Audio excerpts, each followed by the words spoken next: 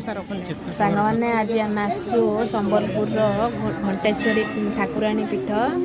माने एते दिन भावुल आसु आसु बोली किंतु आज ठाकुराणी माँ डोरी लगे आम आसु देखो माई तले रही आम पाहाच ओह्ले ओह्ल तौक जाऊँ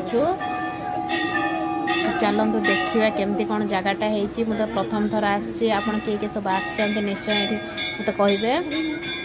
आस्ते ये बापार के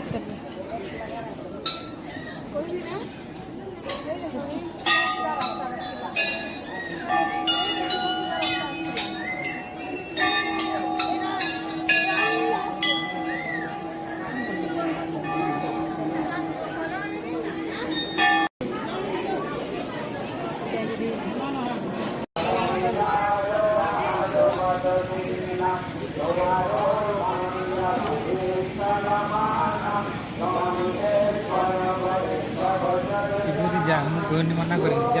जानी पानी अधिक जाऊँगी पानी अधिक जाऊँ कौट लिखाई ये